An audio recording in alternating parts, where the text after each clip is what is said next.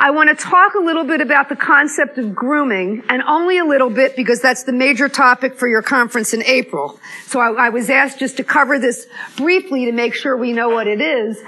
Grooming is a word. How many of you have heard the word grooming by now? Okay, so it's pretty much in common parlance.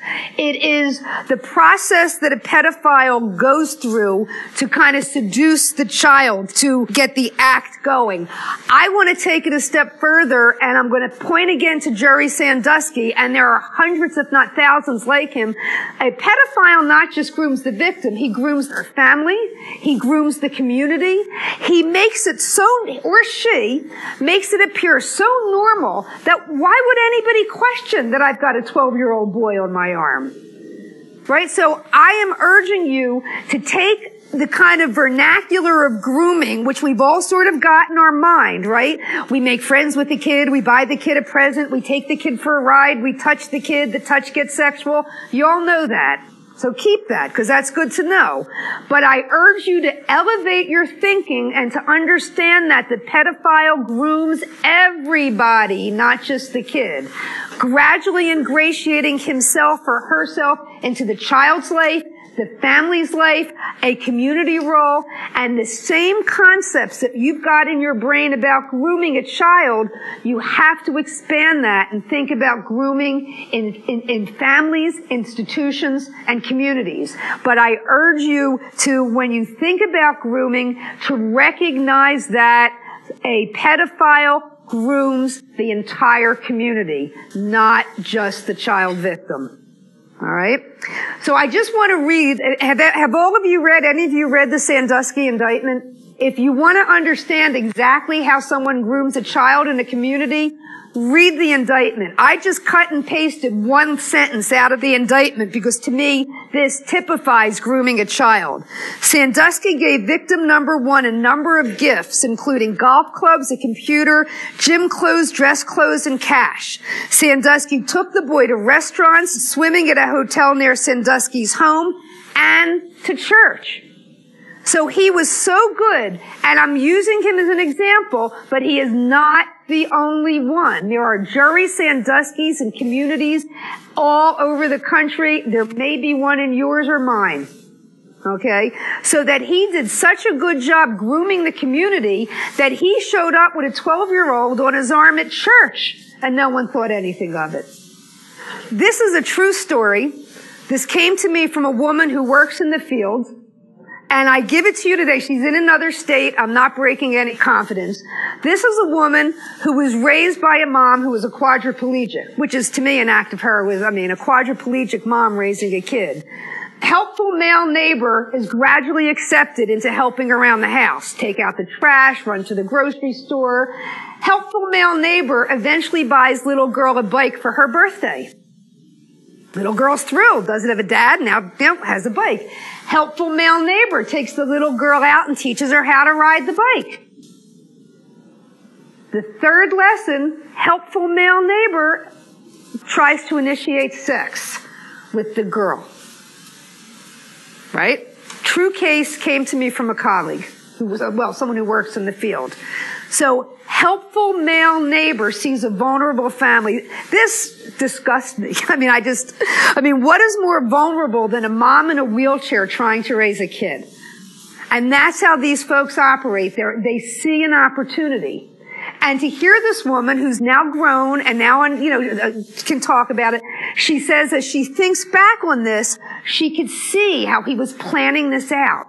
And then when you talk to the pedophiles, you know that it's that whole process. It's the whole kind of like the thrill of the chase or the thrill of the hunt, right? And what the community responsibility movement wants you to do is we want you to smell it while the guy is still hunting. If you see a single male or female, and I've got some female cases to share, but if you see a family where there's a mom in need, right, who's suddenly being helped by some guy that just shows up out of nowhere and there's a kid, you got to pay attention. You got to pay attention.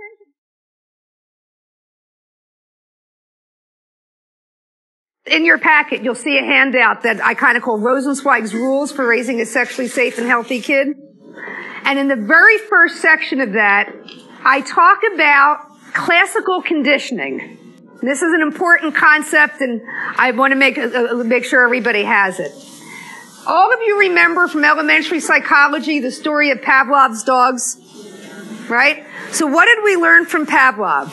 Pavlov was training dogs to run through a maze or do something, and when they got to where they were going, there was food as a reward, and a bell rang, right? Eventually, he noticed it got to the point when dogs started salivating at the sound of the bell, even if there was no food there. So what Pavlov taught us was, in brains, things can get stuck together. So for Pavlov's dogs, a bell got stuck together with food, so they hear a bell and they salivate. You follow me? In sexual archetypes, one way of looking at them is understanding what thoughts, feelings, or images become contiguous with sexual arousal. Okay? And those earliest ones tend to be the ones that stick. So when I talk about it, there's two important implications for this conversation. Number one, and I'm going to really hammer this when we get to first responders, if we instill fear, guilt, and shame in kids, and fear, guilt, and shame gets contiguous or stuck together with arousal, we've got one set of problems. But if whatever circumstances instill arousal with childhood or children, we have another set of problems. I have heard at least one pedophile be very clear to me that his pedophilic tendencies he attributes, after having been in therapy, to around the age of 11 or 12, having always been sort of the outcast. He finally got friendly with a group of boys when his family moved to a new school, and this group of boys used to play the circle jerk game where they'd all sit in a circle and they would masturbate and have orgasms. So he had his first orgasms with a group of 11 and 12-year-old boys, and guess what? That became his sexual archetype. So 11 and 12-year-old boys that had physical characteristics in common with his first really strong sexual experience, he attributes to having been the archetype that kind of became embedded in his pedophilic tendencies. Does that kind of... Okay. So the point for us in terms of raising sexually safe and healthy kids, living in a sexually safe and healthy community, is what feelings we allow to become contiguous or stuck together with sexual arousal. And whatever your values are, I don't think there's any of us that want sexual arousal to become contiguous for anybody with children.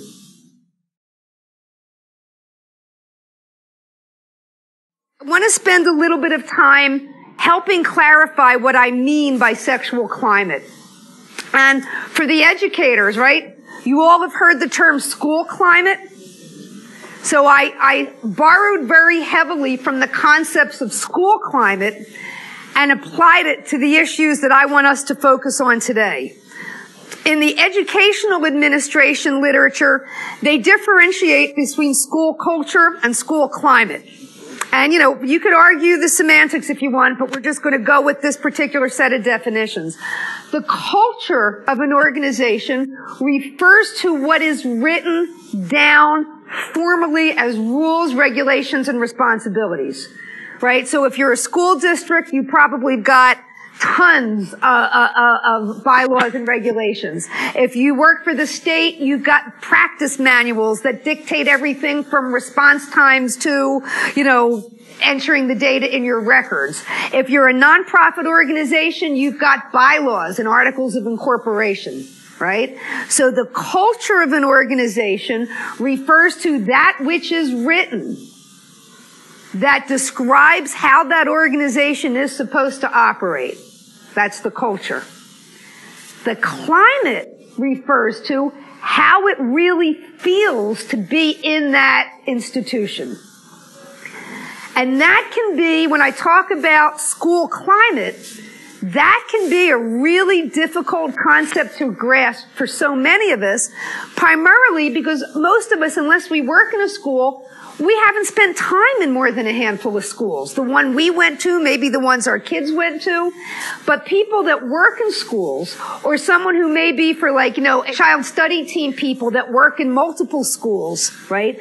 You really can get the sense that two schools can be in the same district, operating under the same exact policies, but the way it feels to be in that school, and I see somebody nodding their head, all right, the way it feels to be in that school is completely different. There are two other clinical terms used in the clinical world for people that are attracted to older kids. The hebophile, someone with a preference for kids just entering puberty, and the ephebophile, somebody with an attraction to adolescents. Now, you can forget those big silly sounding words that come from the American Psychological Association. What you need to not forget is that just because a kid hits puberty, they're exempt from the dangers of predators. I used to joke with my son that, he was never going to, poor kid was raised by a mom who works in this field, that he was never going to spend the night at an event like, the school's camp out or whatever, unless one of his parents went along as a chaperone until he grew pubic hair. And then he was no longer of the age of attraction to pedophiles. So that was sort of like a joke in our family. But that clearly, it just was. I remember when I was a kid, my first boss had teenage sons, and I thought because that was his rule. His boys never spent a night away from home unless one of the parents were a chaperone. And sure enough, 15 years later, when I became a mom, having then worked in the field long enough, we had the same rule. Either his dad or I went along, but that didn't protect us totally, because one day I got a call that every parent would dread when he was 4 in a private nursery school in Somerset County that's no longer in existence, that one of the teachers in his school had been arrested for sexually molesting other kids. It doesn't matter who you are or how much you think you know, there are people that prey on kids. And the purpose of this is to remind us that just because a child has entered puberty and has developed beyond the age or physical stature of attraction to pedophiles does not mean that they are out of danger, because there are plenty of Andy Bealers out there. There are plenty of people that are sexually attracted to adolescents, which I think was the question you were going for. What about the guy that kind of wants to hang out with the teens and not really with the adults? Clearly, we've never given that stuff a name. We sort of are way more tolerant about that, and the only reason I can come up with is because we have a visceral reaction to the thought of someone having sex with a 5 or a 6-year-old. We don't have such a visceral reaction to someone having sex with someone who's developed secondary sex characteristics. They've got breasts, they've got pubic hair, but they don't have the developmental capability to consent to being in that situation. And you're going to hear all about consent after lunch today. But kids are not out of danger just because they've hit puberty. They're clearly still potential targets for people whose primary sexual attraction is to older kids. The next one, and think of our boy Andy Bealer there, or Mary Gay Letourneau, or any of these lovely paragons of educational virtue. Okay, what is the school's policy and track record regarding teacher-student contact? I'm really old school about that. I would like it to be as little as possible. Are students allowed to address faculty and staff by the first names? I think maintaining that Dr., Mr., Professor maintains a social boundary that helps set and maintain other boundaries. People can debate me. I'm separating fact and opinion here. I'm clearly labeling this as my opinion. In private schools or prep schools, people may not agree, but I think by making it very clear that, I'm not Janet, I'm Dr. Rosenzweig or Professor Rosenzweig, right? With the 15-year-olds, makes it real clear that I'm going to be nice and we can do whatever, but I'm not your buddy, right? I don't want my kid calling me by my first name, right? I'm mom. I'll be mom till the day I'm not here anymore. Because by using first names, it obliterates the relationship that the interaction should be based on, right? If you're a policeman, you're officer or detective. If you're a teacher, you're Mr. or Ms.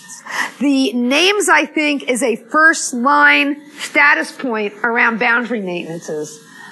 This is critical. Are there clear rules for both actual and virtual out-of-school contact between students and staff? Very clear rules, and somebody monitors it, and somebody takes a sanction if somebody breaks it. You know, does the principal or somebody periodically look at teachers' Facebook pages and sees how they're interacting with kids? Right? I would hope that they would be. Maybe we would find the Andy Bealers of the world friending all the pretty girls, and if there's a teacher that's only friending girls and not the boys, look at that. Okay? I would personally rather teachers did not friend their students on Facebook. That's my opinion. That's the teachers? All right.